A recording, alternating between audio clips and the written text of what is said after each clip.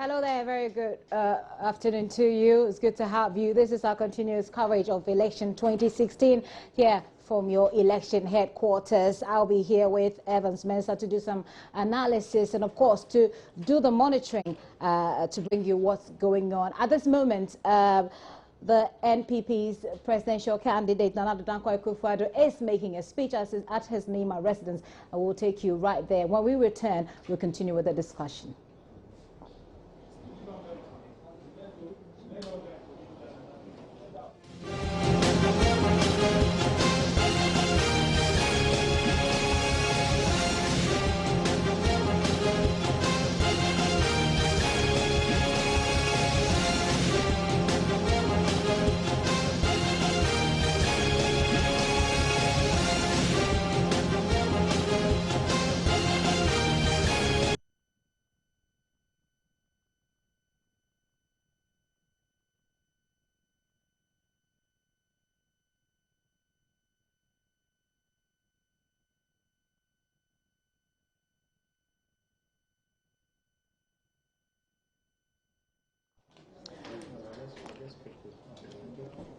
We're right back here at the studio. We're waiting for Nana Dankwa Akufo-Addo's speech as they get prepared. Just so you know, the election results update is brought to you by Magdan Shipping. That's your total logistics provider, NIIT, Enroll for Quality Computer Education in Ghana, and the official insurance partners for our election headquarters. Reportage is Phoenix Insurance and Phoenix Life Assurance. We are, of course, refreshed by Papa's Pizza. Taste it, love it, Cowbell Coffee, smile and have a sunshine day. Like I said, I mean, it's been a long 2 days for us here, and of course for all of Ghanaians who are monitoring this home and abroad, who want to know what the results are.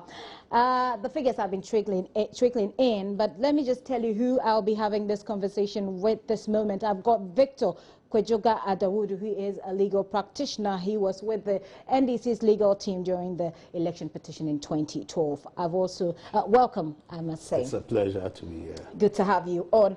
I got Dr. Alidu Seidu, who is senior lecturer at the Department of Political Science at the University of Ghana. Good to have you, sir. Thank you, Gifty. I believe you two are doing very well. Like I said, I have Evans Mensah on standby. He will do some analysis, some constituency analysis, and tell us how far we have come in terms of the results. And if you go on myjoyonline.com, you get to see what we've put together. This is how you can join us or get interactive with us. Election HQ, Joy News Channel on Multi TV, as you can see right now. The Election HQ is our hashtag across all our platforms. So if you want to follow us on Joy News on TV, and I believe you're doing so right now, you can join us also on Joy. As we are live on Joy 99.7 FM on Facebook. It is facebook.com/Joy News on TV, facebook.com/Joy 99.7 FM. And you can also watch us through the official My Joy Online app on Android. Simply go to the Google Play and search for myjoyonline.com. It's that easy, isn't it? Okay, so at this moment, I'm going to go and start the conversation.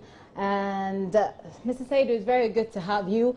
I'm going to start with you. First of all, let me find out from you how you're feeling. I mean, we've had this back and forth press conference, you know, the NPP comes and then the NDC joins. I mean, at this moment, we don't need to kid ourselves. We know that it is just two parties that are dominating. We're looking, it's either this or that.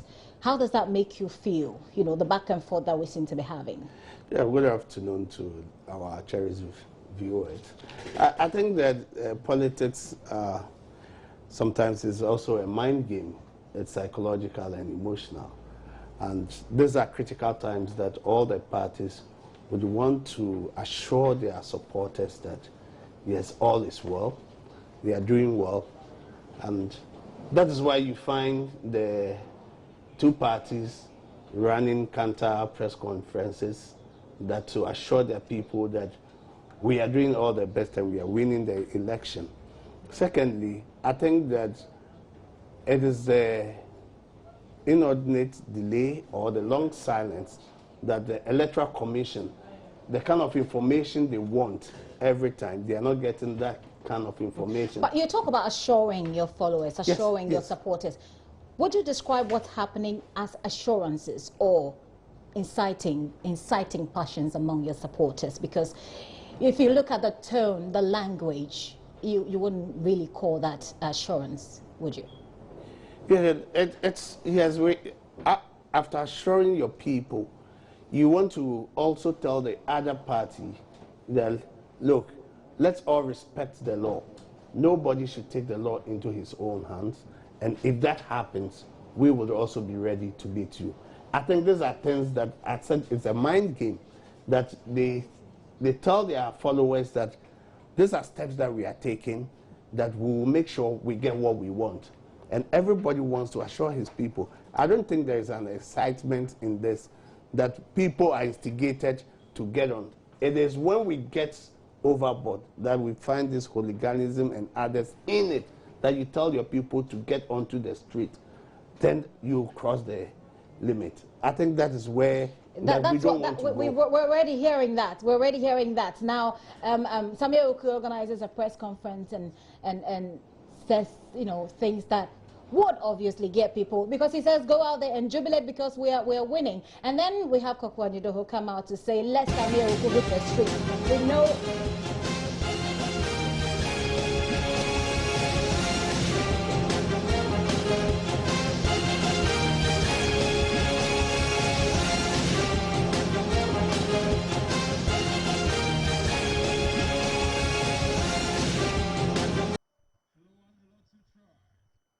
Welcome back. This is our coverage of election 2016 from your election headquarters. We're live on Joy News on Multi TV. We're also live on Joy 99.7 FM. Sincere apologies for that break off. We had a problem with our sound, but we have that fixed and we're going to go right into the conversation. Like I said, Evans Mensah is standing by with some summary. Definitely at this point you want to know how far it is going, and you can no longer rely on the trickling in results. So we're going to try and have a look at the bigger picture, and Evans Mensah, head of our political desk, is standing by to do just that. Evans, what do we have? So, Gipsy, thank you very much. And actually, if you just join us right now here on Joy 99.7 FM, join us on Joy News Channel. This is your election headquarters. I want to start first by giving you a sense of the national picture before I move on to talk about the specific areas, the parliamentary seats, some of the key areas that we're seeing, some of the interesting results coming in across the country and where these results are coming from. I'll also be showing you the heat map, where the NDC is performing and where the MPP is performing and who is doing far better where. The heat map will show that very shortly on our magic wall. But let's start with the global picture. Let's start with the national picture. Right now we have 126 constituencies results into our collation center here at the election headquarters. What it means is we have 149 still to go. Remember, we have 275 constituencies. Now, out of the 126 constituencies that we have the results from right now, Nana Dankwa Akufo-Addo is in the lead, leading John Dramani Mahama just on the margins. If you look at the screen here, focus on the percentage yet, which is where it's important. That's where the real deal is happening on the screen here. Nana Dankwa Akufo-Addo is holding on to 49.10% of the votes from these 126 constituencies, whereas John Dramani Mahama is holding on to 48.71%. I'm pretty sure most of you are watching us on myjournal.com, wondering, asking why we're not updating. The reason is we need to check and double check. What we have here is now updated. Now you're seeing Nana Dankwa Akufo-Addo leapfrogging John Dramani Mahama from 126 constituencies with 49.10%. as against John Dramani Mahama's 48.71%. Now, if you look at, in terms of real constituency terms, where Nana Dankwa Akufo-Addo and John Dramani Mahama, how are they doing in terms of at the constituency level? Again, you see, Nana Dankwa Akufo-Addo has won 60 constituencies so far. 60 constituencies out of the total that we have of 126. Whereas John Dramani Mahama has won 66 constituencies out of the total that we have of 126. Now again, if you look at it, both parties are currently hovering around 2.1 million votes. 2.1 million votes. And note, in all our elections, these two parties will always hit 5 million. And so we are way away from that mark. If we look at historical trends over the period, they always hit 5 million. And so we have some way to go before this begins to take shape and you begin to see the trend evolving. But there's one trend that we can talk of, even at this moment with 126, which is a trend that the NDC will not be happy to listen to and hear. The trend that shows that John Dramani Mahama is losing votes at an alarming rate from 2012 to 2016. Very significant number of votes he's losing. As of now, if you focus a bit more to this particular screen here on the extreme left with the margins, that's where key eyes should be strained here, because it's important to know what is happening. That is why you see people showing a bit of confidence in the MPP than the NDC, because they're seeing this, what I'm seeing here, they're seeing it, they have this in their strong room, they know what is happening. If you look at 2012 to 2016, John Dramani Mahama, at this stage, from 126 constituencies, was doing, and notice this in 2012, this row here, at this stage in 2012, John Dramani Mahama was in the lead, commanding 53.77%. That's 2012. As against Nana Dankwa Akufo-Addo in 2012 was simply doing 44.43%. Now, if you fast forward to 2016, at this stage, that role has reversed. Nana Dankwa Akufo-Addo has cut into John Dramani Mahama's lead quite significantly at the same stage, and now doing from 44%, he's now doing 49%. Whereas John Dramani Mahama's vote percentage has dropped from 53% at this stage last 4 years, he's now doing 48%. And this is showing in real vote terms, he's dropped across the country from 126 constituencies, a whopping 387,510 votes across the country. That is very significant. We know this number here that he's dropped is around the same number. That's the same number that determined 2012 elections. The margins between who lost and who won was around the same figure here that he's dropped already. And we're still waiting to see 149 constituencies to come in. If you look at what is happening to Nana Dankwa Akufo-Addo in the same margins here, if you look at these two boxes here that we have here, whereas John Dramani Mahama is dropping and losing and votes across the country at an alarming rate, Nana Dankwa Akufo-Addo is smiling all the way to the bank with votes, increasing his performance. He's now currently in the margins, increases votes 68,908. Now, that is very significant, especially when you have an electoral system that says you win this if you secure 50% plus one. That come down to determining who wins and who loses. Now, a key thing to also observe as we talk about these statistics and these figures is ask yourself, where are these constituency results, where are they coming from? Which part of the country?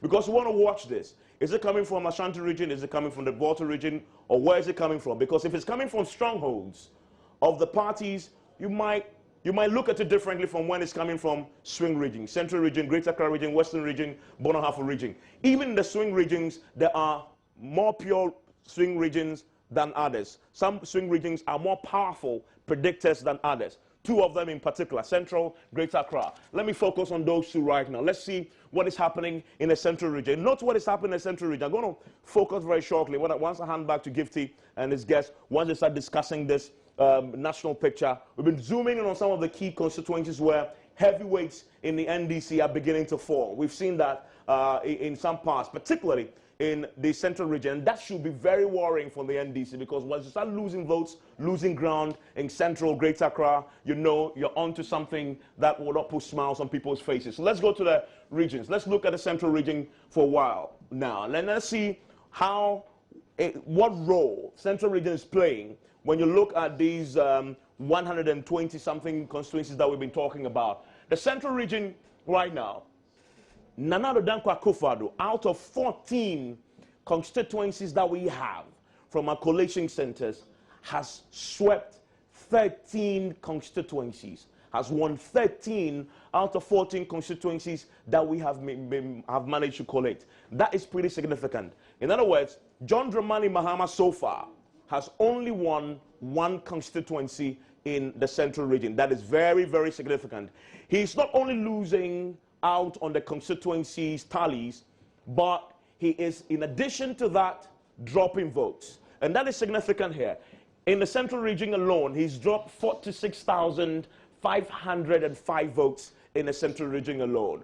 He's losing out on the constituency level, but even when he's losing far heavily than he did in 2012. That's what I'm telling you. That's what this is showing us in the graph here that you see. Again, if you go to Nana Dankwa Akufo-Addo, whereas John Dramani Mahama is losing constituencies and again losing far heavily than he did in 2012, Nana Dankwa Akufo-Addo is gaining constituencies and winning them, but he's performing far better than he did in 2012. Listen, look at this. In this particular box here on the margins, Nana Dankwa Akufo-Addo again has gained 38,000 votes. 38,000 to be more specific for our radio audience who can see what I'm seeing and showing on TV. You see, Nana Dankwa Akufo-Addo has gained 38,006 votes, 2012 to 2006. By this time in 2012, from 126 constituencies, John Dramani, from 14 constituencies in the central region rather, from 14 constituencies in the central region by this time, last 4 years, John Dramani Mahama was 50.51% in the central region alone. Now, if fast track to 2016, at this same stage, he's now dropped to 42%. And you can see what is happening also for Nana Dankwa Akufo-Addo. Same stage in central region, he has, in 2012, he was doing 46%. Now he's doing 53%. So it looks good for the NPP as of now, but we have a long way to go.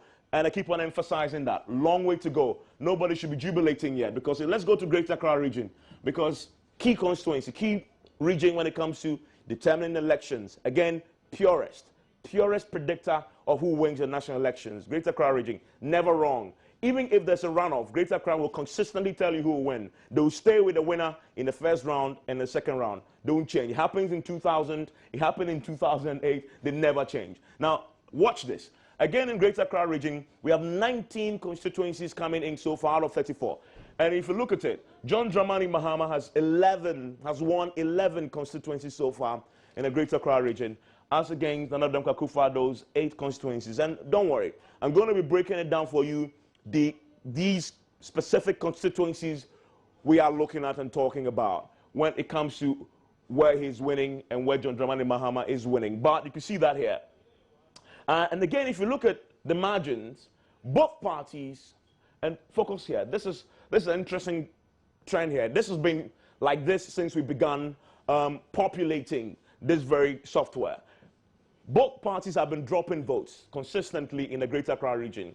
But look at the margin, the difference between John Dramani Mahama's drop in votes from 2012 to 2016 as against Nana Dankwa Akufo-Addo's drop in votes.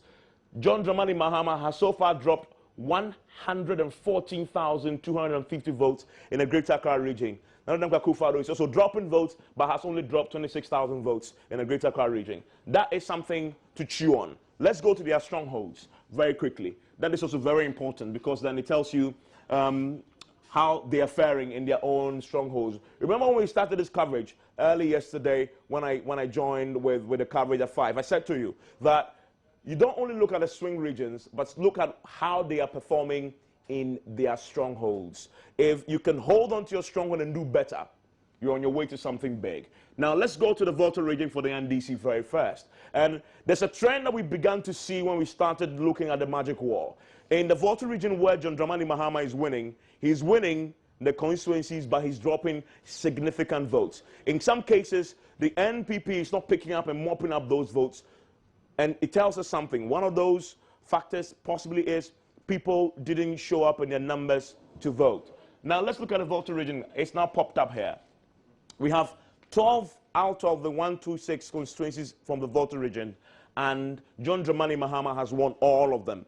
That's no surprise. That's what we expected. However, has he dropped votes? Is he doing better this year than he did last year? Has he expanded his base? No, he hasn't. He's dropped his base. and this is important. 45,000 votes is dropped in a voter region. Going into the elections, remember, people keep on saying, can the MPP raise the performance? Can they raise their game?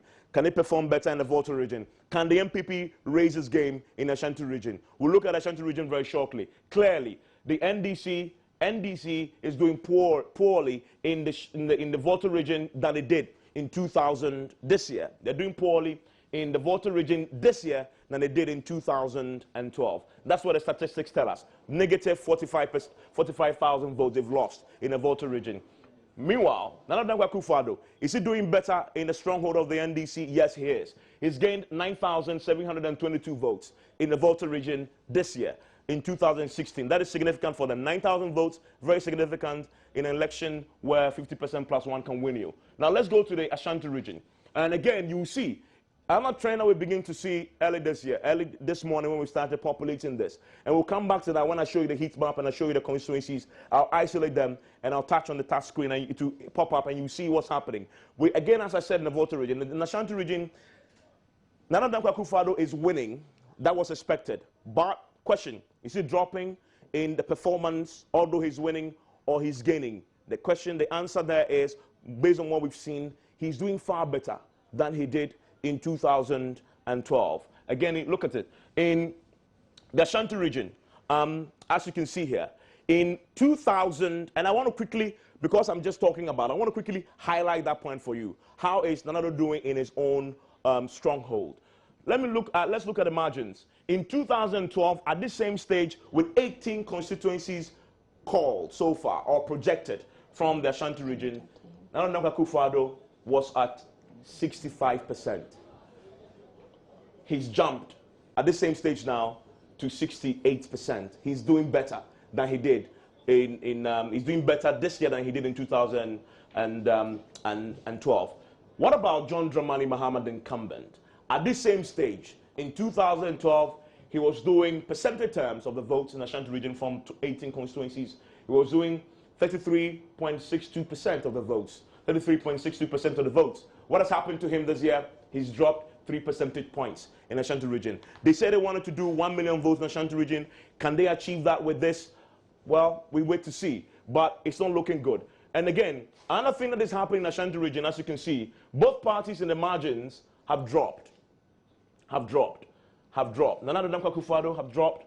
John Dramani Mahama has dropped. But the level of drop is what you need to pay attention to. John Dramani Mahama has dropped 41,000 votes in the Ashanti region. Nana Dankwa Akufo-Addo has dropped 16,000 in the Ashanti region. That is important. He's dropping, but not as much. John Dramani Mahama, very significant. Right. Not to cut you, Evans. These are very interesting statistics there. But one quick thing that we can look at is how we reconcile these figures with the voter turnout. If we look at what happened in 2012, because you're giving us, I mean, we're at this moment we're looking at what happened in 2012 and trying to do some comparative analysis with 2016. How do we reconcile the voter turnout? Do we have that at the moment? Yeah, we do. I need to pull this up a bit and show you. We'll come to that particular screen. We'll go through that. Once I start isolating the constituencies individually, it will give us a better picture. We'll look at the voter turnout and what that tells us. Are we having a bigger voter turnout this year than we did last 4 years? That is possible. And this allows us to see that happen in real time. I'll bring that to you, Gifty, once I pull that up for you, once I move from this particular screen that I have behind me. Can we do a little bit of Dr. Papa Kwesi Indums? I mean, before, in the run-up to this election, a lot of people described him as a potential game changer. It seems like those who thought that way have been sorely disappointed.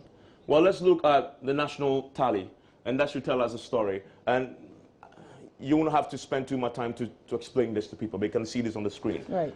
He's still in third place, which is what people expected. I predicted that he would be in third place to the third force. But how is he doing? Again, the question goes back to looking at the margins. In 2012, at this stage you notice now that the software has updated the constituencies. And so this is the very latest figure. When we're talking before, we were at 126. Now we are 130 constituencies. Very close. They're getting very close now to making a proper prediction, proper projection. But let's stick to Dr. Kwesi Indum here. Right. In 2012, at this same stage, with 130 constituencies called so far by us, and from the constituencies and from across the country, he was doing 0.65%.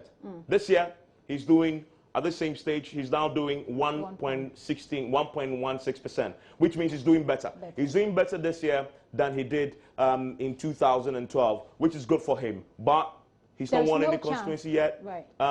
There's no chance that he could, you know, turn. But notice this: 1.6%, 1.16%. That is plus 1 vote. I mean, that is significant. Look at this. He's 21,000. This can cause somebody some significant damage. I mean, depending on who he's taking this from. And if by the time we get close to 275, depending on who he's taking this from, this 1.16% that he has can be very significant for somebody's chances in elections. When I say somebody, I'm talking about Nana Dankwa Akufo-Addo or John Dramani Mahama. Okay. And Gift, you like to take over now because I'm going to refresh this and return to the heat map. I'll return to the various constituencies. I'll isolate that. We'll talk all about the question you asked about who is performing in terms of the voter turnout, etc. We'll put all that in context for you once you join us. But just updated this. Let me see if I can update it before you take over, Gift, so that people can get. Whilst you do that, I just put through this question about, you know, today we've heard that the NPP, the NDC say that the Electoral Commission has said there were overvoting in the Ashanti region, and it'll be interesting to look into, you know, the developments, whether this would in any way affect the results that we've had so far from that region. Well, it would be difficult to say that now because I mean we need to know. Overvoting is a pretty technical term, was fought by the Supreme Court. It's difficult to tell at this stage. That is why the EC itself at this time is holding on to some of the elections because it wants to verify. You can't tell if it's going to influence the vote yet. It's difficult to say that. But what we can say is what the law says. If there are doubts about, you know, overvoting, etc., first point of call, cancel that election. If that you know, will become a problem in terms of impact on the general results, then do a rerun. I mean, that's what the latest law says. That is what we know the law says. And so we'll see how the EC and the parties resolve this. But as I just been speaking, I just updated this. Great. We are now at 131 constituencies. Nana Dankwa Akufo-Addo is now stretching his lead over John Dramani Mahama now. It's now stretching, getting close, very, very close now to 50%, almost close to 50% now. Okay, let me just go through the percentages. You want to hear that? Yeah. He is now at 49.95% of the votes. John Dramani Mahama is at 47.92%. Quite some margins there, at least give or take plus or minus 2 percentage points. That is quite significant. If you look at in real terms, Nana Dankwa Akufo-Addo is doing 2.3 million votes. John Dramani Mahama is doing 2.2 million votes. Constituencies so far, we have 131. See what's happening in the constituencies won by the two gentlemen. Nana has won 65 constituencies. John Dramani Mahama, 66 constituencies. But see, the margins is dropping, has moved from 300,000 to 400,000. That is alarming. And if you are an NDC sympathizer, supporter, this should be significant cause for concern. Gifty. Right. Thank you very much, Evans. That's really, really interesting. At this point, Evans, we're talking about 131 constituencies. If you could just be a little bit clear on the areas where of these constituencies and how they then impact on the results. Okay, so from the 100, even before I do that, I need to update this. Great. So this comes in. It keeps coming. Once it comes in, it updates. So I just have to see. Maybe he would have gone into. Okay, so we are still there. Okay, so in terms of where this is coming from, I always want to isolate two regions so that we know where this is playing out. Now let's go to the regions. This is coming mainly from across the country, all the regions, but significantly in the Volta region, we have out of the 131, we have 12 constituencies in. Now, John Dramani Mahama has won every single one of them in the Volta region, but dropping significant votes. I've touched on that already. Right. Now let's go to the Ashanti region, which is also key because it's comparatively we have 18 constituencies from the Ashanti region, Stronghold of the NPP, and Nana Dankwa Akufo-Addo has 15 seats swept, and John Dramani Mahama has won. I say seats, no, has won the constituency. Nana Dankwa Akufo-Addo has won 15 constituencies in the Ashanti region. Out of 18, John Dramani Mahama has won 3 constituencies in the Ashanti region. Gifty, I'm pretty sure you want to know which constituencies are these that they are winning. I'll bring that to you when we move on to our next segment of the analysis with a heat map, with the Ghana map that shows you who is winning where and how.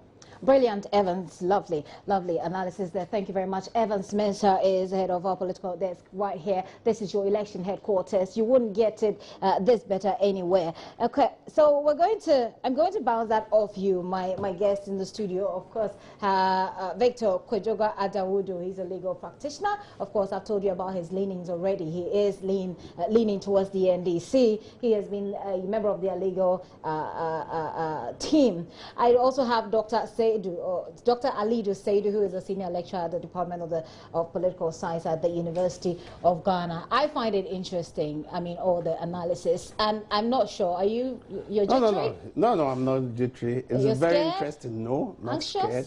Oh, no, I'm not anxious. Right. Because but how then do we explain? Okay, go ahead with why you're not anxious. What I believe that the brilliant exposition that is given to us, the analysis, tells you that yet it is so close to call.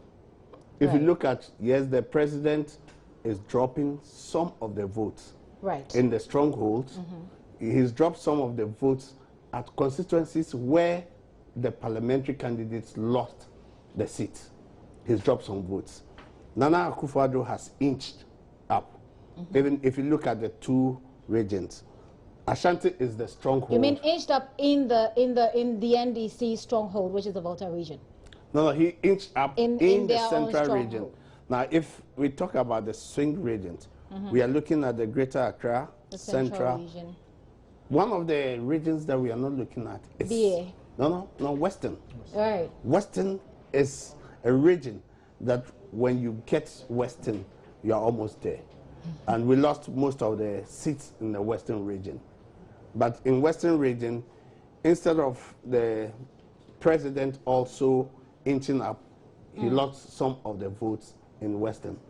I'm sure Evans will touch on that when we get back to him about the Western region and the dynamics there. And some people have also said that BA is a place to look at. So we can look at the BA and the Eastern when we go back to Evans. But let me come to you, Dr. Alidu.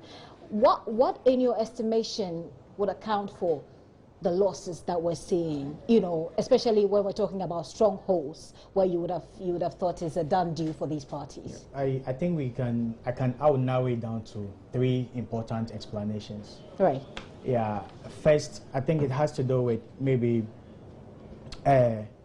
general apathy of the core supporters of the NDC, or maybe the MPP, whichever constituency that you are looking at. So maybe the NDC supporters think that maybe we are not happy with what the government is doing, but they will never vote for the MPP. So the issue is maybe I sit at home and see what happens. So that apathy could be one reason. We could also explain it by looking at the very so-called 30% swing voters shifting loyalty because they are already undecided. And your ability to sell your message to them very well shift their position. So maybe if they think that this person is doing so well, maybe we voted for this person 2012, but we think that this time around we're not really satisfied. Message is well packaged, or they can shift loyalty. But I think what is not the third explanation could also be the spoiled ballot. We haven't seen number of spoiled ballots, and I think that if you look at the votes, the margin that Evans is talking about. So, for example, if John Mahama is dropping in a constituency, say by say 22,000 votes, and Nana Akufo-Addo is appreciating by 10 or 200 votes, you see, there's still a huge number of people whose votes have not been accounted for. Okay. It could be that they are part of the swing, the shifting vote, but even if it was a swing, then the vote will be counted.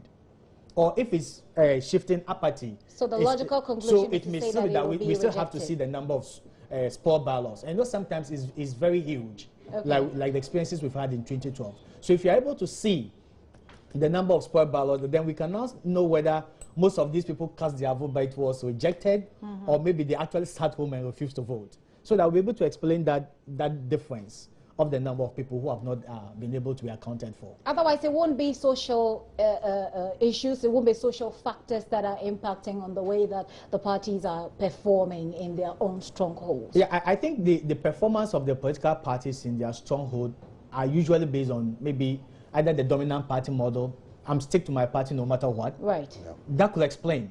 The other could also be sociological. Fine, we are all the same ethnic group, or we are all the same, we fellowship at the same church, or we worship at the same mosque, or we are all from the north or the south or the central of Ghana. So those dynamics could play out. So it could be the fact that maybe sociological reasons are explaining this. It could also be pure technical party issues. But there's also a third factor, which could be rationality. Okay. So you just think that, fine, I voted for this party in 2012, but I've not been able to get what he has promised me, or he has delivered, but not to my expectation. So this time I'm just going to change. Is that an indication that the Ghanaian voter is increasingly becoming sophisticated, so that unlike what we used to see in the past, or what we have heard in the past happen, where people would settle for, say, a bag of rice or something just to vote, people are actually looking at how they're feeling, whether or not you're able to meet their needs. Is that really an indication, or is it just wishful thinking that the Ghanaian voter is increasingly becoming sophisticated in the way they think and choose? Yeah, I think sophistication can come in two forms. Sophistication could be in terms of maybe the collective, societal, communal benefit that a party that you post confidence in is able to bring. And sophistication could also come in the form of the personal, individual benefit that you get. So I learned there is one constituency in the Volta region which technically refused to vote. I don't know whether it was Volta region or maybe Buan. I had something in the northern region, but we could always check that. It was Upper West. Technically, they just said they're not going to vote. And what's the reason? It has to do with societal rationalism. The fact is that since we have been doing this over the years, what benefit has been brought to the society? And I even learned, I'm not sure how true it is, that they have even invoked cases that if you go out and vote, something's really going to happen to you, regardless of the fact that participation in the electoral processes is a sacred, fundamental, cherished right of every individual. But they still listen to their leaders and think that communally we have not benefited in any way. You can put this aside and then look at the personal rationalism that can be exercised. So, for example, you give somebody an iPhone 7. He has never had it. iPhone 7 you can share with the whole community. It's just something you can put in your pocket. That's a personal benefit. And somebody may cast his vote because of that. Or maybe my mother was dead, you came to the funeral and then you gave me something. That is personal to me. Right. My son or daughter wants to go to the university, you've paid the fees. That is not, no, at the end of the day, Well, you can pay become the fees of a doctor in the and come back. constituency or in the particular polling area. You can pay. You can't do that, but but the person who is getting it is the direct beneficiary. Yeah. Even though we can't rule out the fact that when the son or daughter finishes school, he can come back to the community and help. But at that particular point in time, why didn't you go to family, A's family or family, but came to family? So you feel it's a personal obligation that you owe to the party that had given you the opportunity to vote back. You have an attachment. Sorry, let me come to you, Mr. Dawood. I just wanted to add something to what Dr. Alidu had said. Yeah. There's also one factor is mutual benefit or mutual weakness, and that is something that in the Volta region, I mean, before the election, we had a lot of them raise concerns about how their expectations, from the NDC had not been met. No, I don't think that it was not actually meant. I think that what they were expecting to hear or to see, it was not more visible. They were not seeing the tangibles. As compared, it's a cake that has to be shared. Like the roads, the infrastructure? I believe that the Eastern Corridor Road, they believe that it should have been tarred right from Asikuma right down to the north. It was one road that was very important to the people, because if you use that road, portion of it had been, done. Portion hasn't been done. You see construction still going on. But you see, it comes with the idea that people think that it is because there is election, construction is going on. When actually, maybe that is the time that money was secured and, the project will still be going on. So people feel that, look, no, we cannot be deceived again. Two, I believed also that Volta region also believes and knows that we are the kingmakers. Volta region and NDC are coterminous. We will not vote for NPP because it is not attractive to us. What is attractive to us is the NDC. And we think that NDC has taken us for granted every time. It's just, I always explain in a simple term. Like if you were young, those days they used to organize party in your house. You wait for the visitors, they come, they eat. If you don't even take time, you will not get some of the food to eat. You have to wash the bowls again. And I think it is one of this that they feel that, no, we deserve to be given a greater share of the cake. Now, when I say mutual weakness, is also that when you are in opposition, there's a feeling and a belief that we want power. So there's some weakness. Everybody thinks that, look, we are weak. Let's get power and we will share. So everybody is gingered up and they will go the extra mile so that they will make sure they get power. The reverse is the incumbency disadvantage or the complacency that comes in. It comes in that we have done it before, we won. But your party just told, I mean, it. your presidential candidate told us that you fought and you worked in this campaign as though you were in opposition. No, yes, we fought, we have worked. But we're still seeing some drops in what you in your oppositional gain. Yeah, what I'm saying is that even within, when you get into power, when you are incumbency, even internal party bickering and all other things, it's not time to apportion blame. I'm not apportioning blame, but these are things that would always come with every party that comes into government. When every party comes with government, you find few of the squabbles here and there. Somebody believes that he deserves something that has to be given. He deserves some position. He didn't get it. Right. It went to somebody. These are little things that are managed within the party. So if it festers, then you realize that some of those bickerings goes down and it affects some of the elections. Now, you could see some of the central region and western, some of the seats that we lost. Yes. You did better. The NDC did better in the central region when Professor Mills was 2008, we did better in central. Yes. We did better in western because we had 18 seats in the western region. We had over almost 13 to 16 in central. But you could see the reversal. Most of those seats that we won are no more. Now, the people that we had who were executives then, there's a different crop of people who are the executives as at now. You think that could have accounted for your loss there? Oh, no. So that's why I'm saying that you could see the kind of petty squabble. People feel that we have done it. Okay. We shall be given the opportunity to do it. Okay. It's maybe the blend. And, I believe that the results, if you watch almost all the constituency where we even lost the seats, the president has done a bit better than the parliamentary candidates. Is that so? Yes. Evans will help us to Evans will help us to ascertain that. Evans, you're ready with some more analysis for us? Yes. I told you about the constituencies. So one of the constituencies I want to look at right now is in the Greater Accra region. One of the key constituencies, Lejukuku.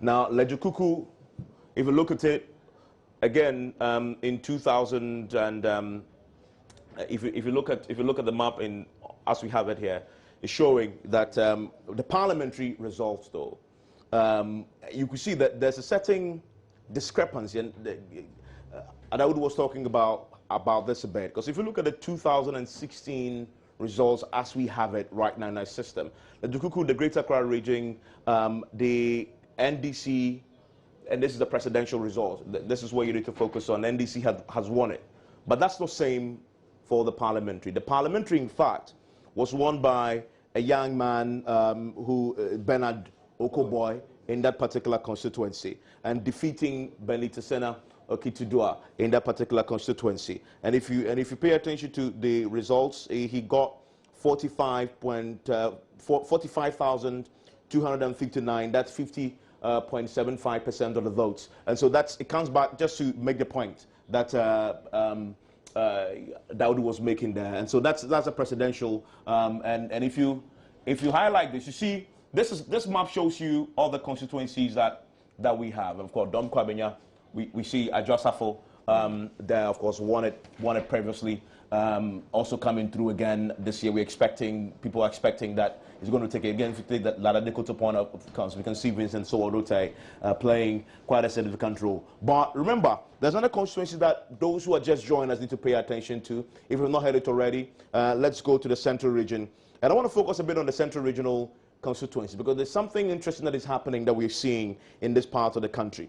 I want to go to Ewutu Senya West constituency, and that is a very important constituency, obviously because of the Hanatete, who is the Minister of Foreign Affairs. The Foreign Affairs Minister. And we know something very interesting happened there today. And the interesting thing that happened essentially is that she lost her seat. She lost her seat to George Anda in that particular constituency. That's the map I've just pulled up there for you, which is in your West constituency. And see this. And this is important. Although Adawudu talks about the fact that in some constituencies, the parliamentary candidates got defeated, but the president did better. It's true in some areas, but not true in all areas. One of those places it's not true in is in the Ewutu Senya West constituency. Hanatete, although very close to the president, a very close ally, the foreign affairs minister failed to, although lose, deliver victory for the president. In fact, very significant defeat there for her and the president. If you look at the presidential map there, the MPP won that because the parliamentary candidate managed to pull through and not only win for himself, but win for Nana Akufo-Addo. And I was making a point earlier when Isankuma, a good friend of George Anda, was here, that if I was Nana Akufo-Addo, I'll put in a call to George Anda and say thank you for helping me. Because let's look at the trend. The trend will tell you why I'm saying Nana Akufo-Addo should put in a call to him and say thank you. Now the trend tells us, and this is the presidential trend on the map here. Now it shows something interesting happening. Now, this is a map that communicates to us in readily accessible terms the trend since 1996 in the Ewutu Senya West constituency. Now, listen, see what George Anda has done, as they say, for Nana Akufo-Addo in Ewutu Senya West. That's a shooter. Now, let's start from 2012. In 2012 that seat was won by John Dramani Mahama. And look at the number of votes. He had 23,509 votes. That is 50.96% of the votes. Okay, that's 2012. Now, let's move on to currently, 2016. He's lost, he's been defeated, and see what's happening. Now, his votes now are at 24,845 votes. Now, let's do the comparison there.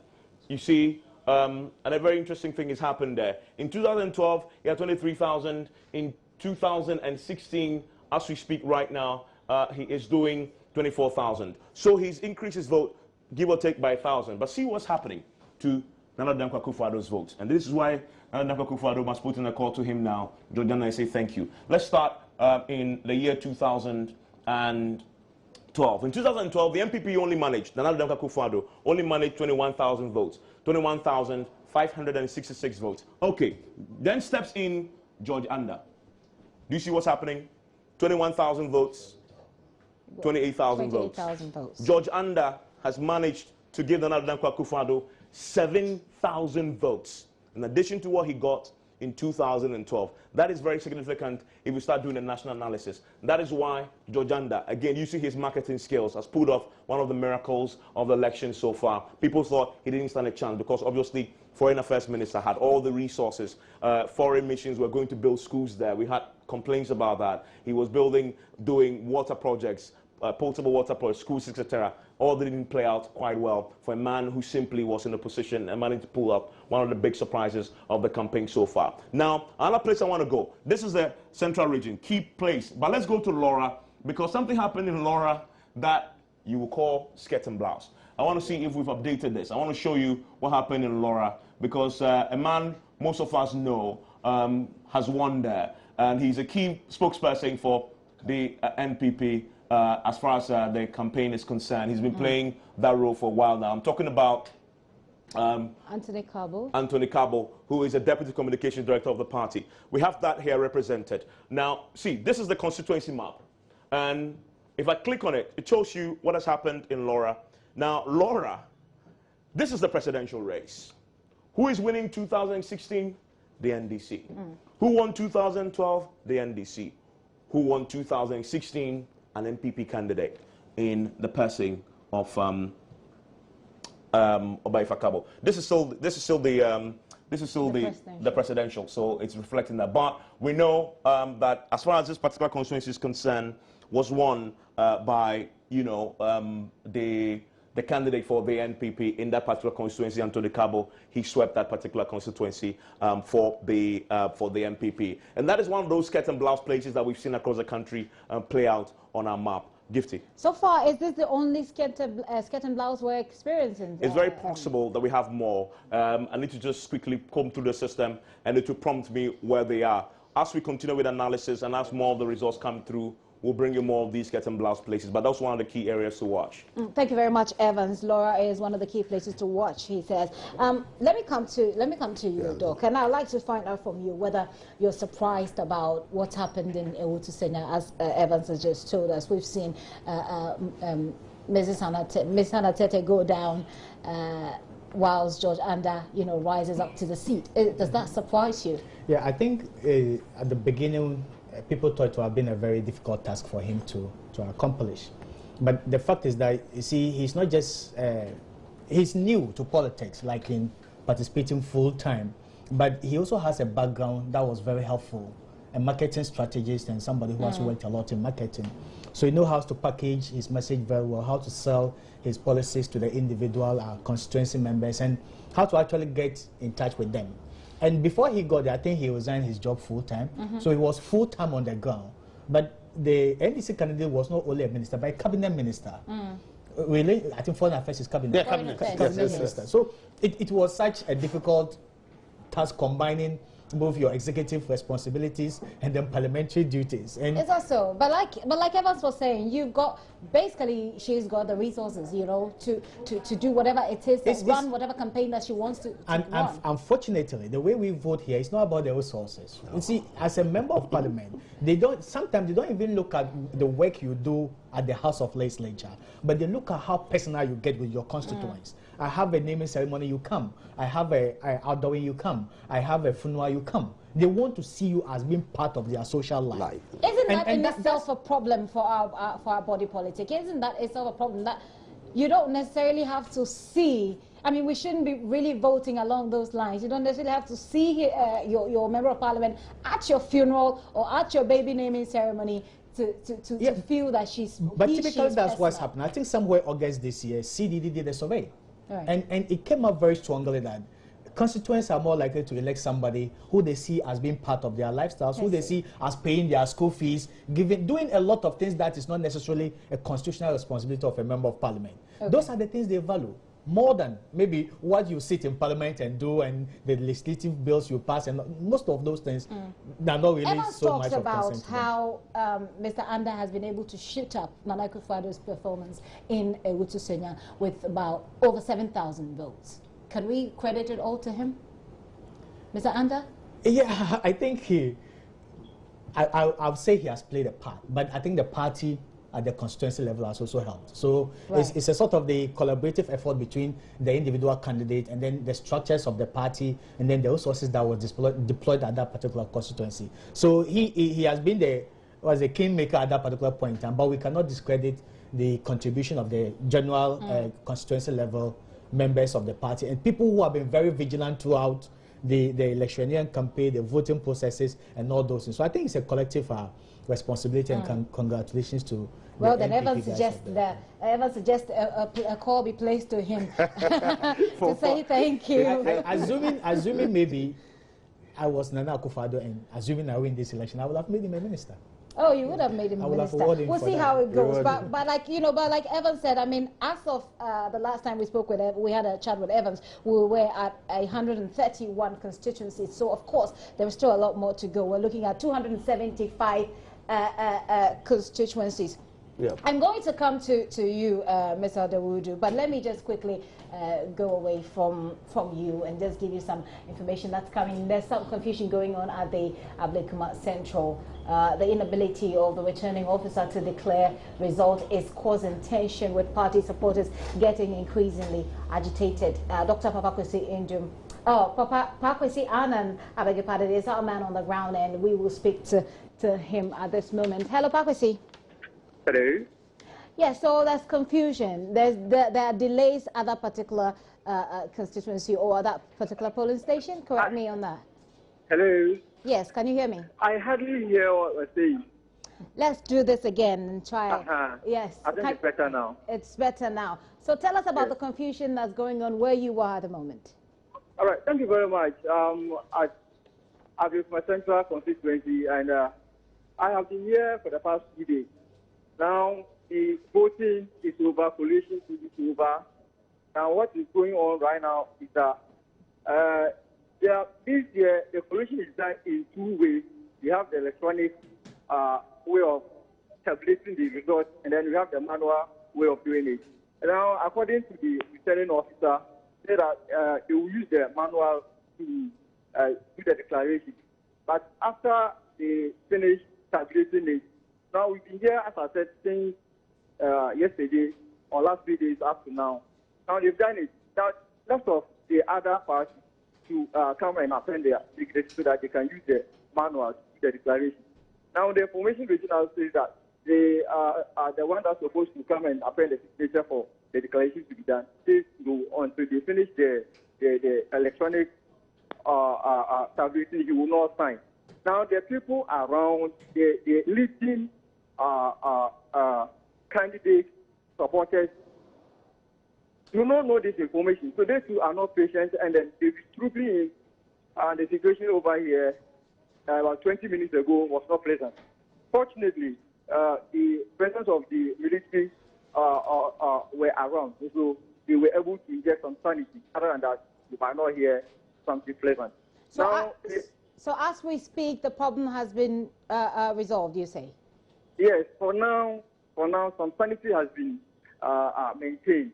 But so you can see that now when the military came in, they sacked the supporters from the collation room. Now this way, the collation is done at the Odoko Police Hospital. That they have 2 bodies, the old one and the new one. So they sacked the supporters to go outside. The left of some of us are having accreditation to remain in the auditorium. So they are not ready. Now what happened is the National Commander came here and asked of the returning officer why he is feeling reluctant to do the declaration. And he also said that he's taking instruction from his district officer. So now, fortunately, the district officer has just arrived, and we are going to see what he is going to do. Other than that, I can, I don't know if I can give you the outcome of the result that is collated. Now that we are waiting for the official declaration. Now everything is done.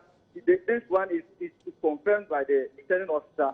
Just that he's not able to declare who has won and then what are supposed to be done next. Okay. So I don't know if I can give you the outcome. Give us the outcome quickly if you can. All right. Now this is how it went. The registered voters in Ablekuma Central Constituency were 132,261. And then for the presidential, the turnout was 8,908.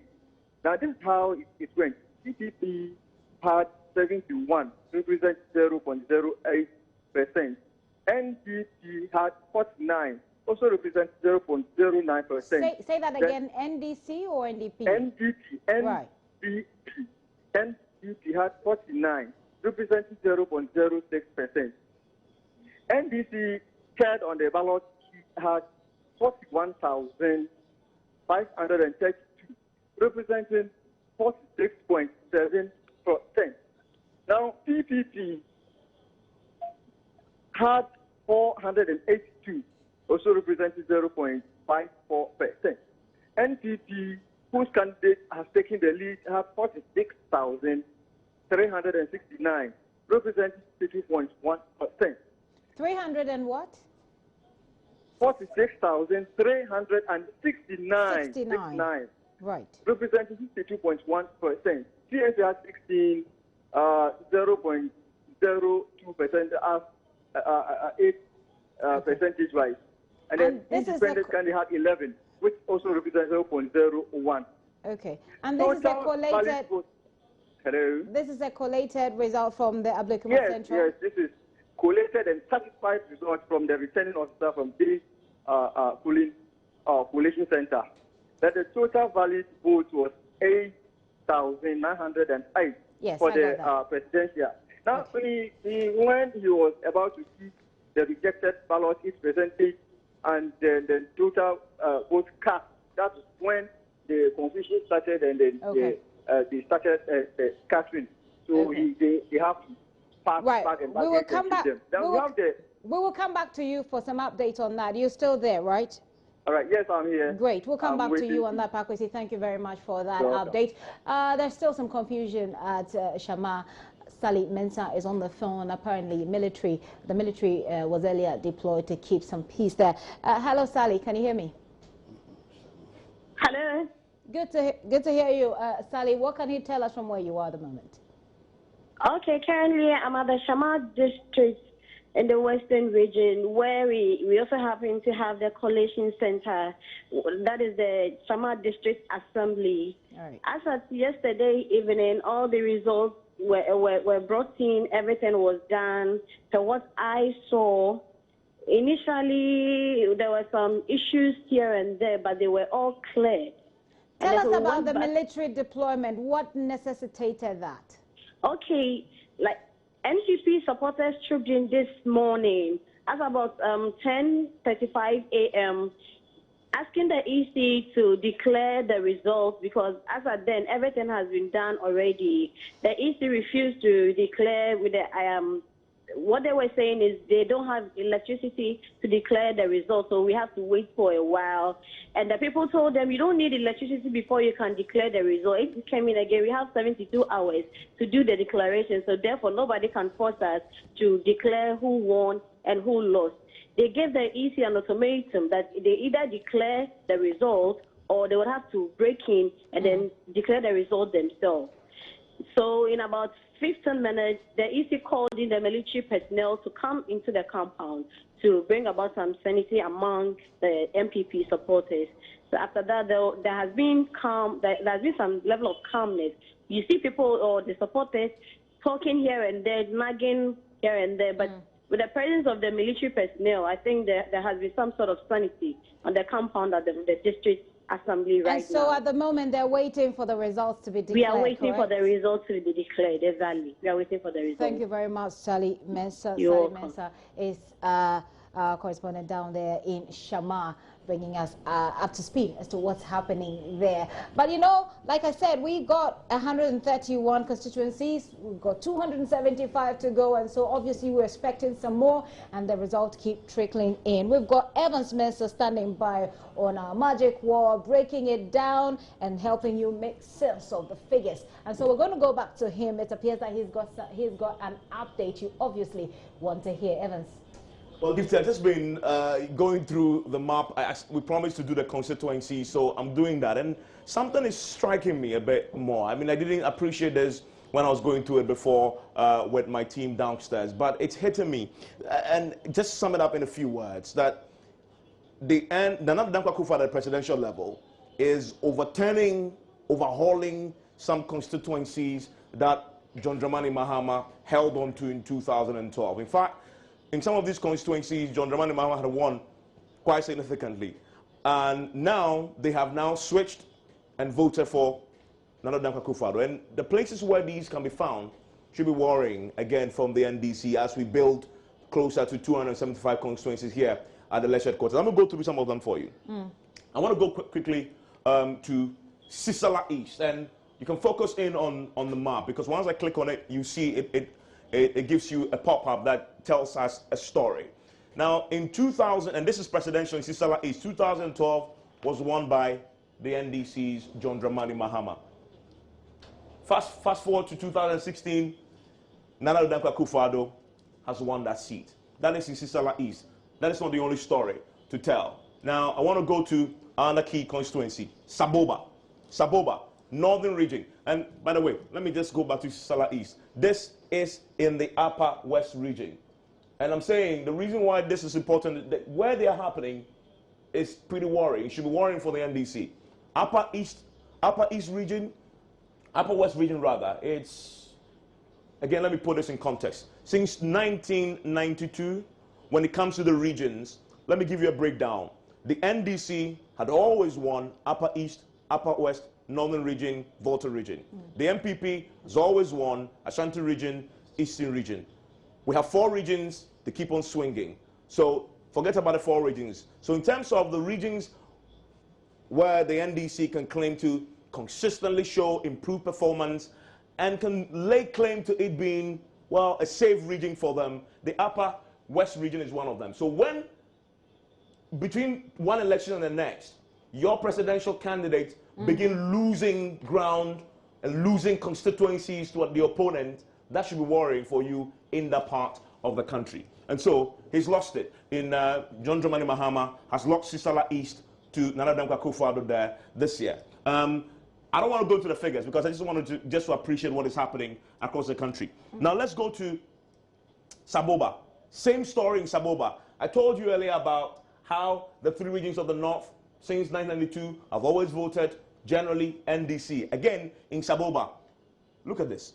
In 2008, was won by John Evans Tamil's blessed memory. In 2012, John Dramani Mahama won it. In 2016, Nana Dankwa Akufo-Addo has taken that seat.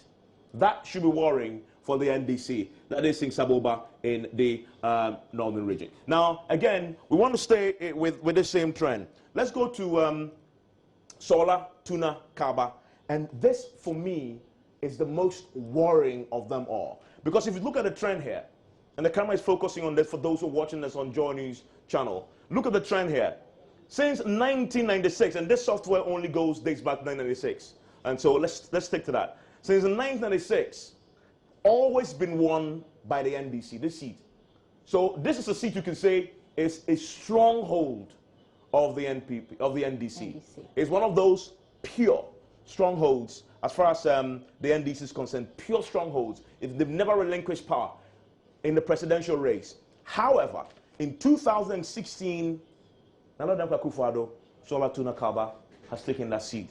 What's happening? That should be worrying for the NDC. They are watching this and listening to this. And this is in the Northern Region. How is this happening? This must be explained. And I'm curious to find out what Adaudu thinks of this. But we are not even done yet. And so there's more questions for him to look at. Let's go to Wenchi. I put up Wenchi somewhere. Let's see if I can put up Wenchi. Wenchi. That's Sunyani East, rather. Okay. That's Wenchi. Now, look at what happened in Wenchi in 2012. John Dramani Mahama won Wenchi in 2012. However, again this year in 2016, Nana Dankwa Akufo-Addo has snatched that seat from John Dramani Mahama, has won that constituency, not a seat, pardon me. It's a constituency that he's won. That constituency was won in 2012 by John Dramani Mahama. However, in 2016, Nana Dankwa Akufo-Addo has won that seat. Again, that is worrying. And I'm not done, because what we are seeing in the constituencies when it comes to the presidential results, how Nana Dankwa Akufo-Addo is doing so well in taking back constituencies John Dramani Mahama won in 2012 is reflecting in the parliamentary race as well. The NPP candidates are somehow managing to snatch back seats from the NDC candidates who are holding on to it. I want to go to a seat in one of those areas. And again, this is Sisala East. We talked about that. And so both sides, they voted both for Nana Dankwa Akufo-Addo and voted both for the now, Evans, NPP.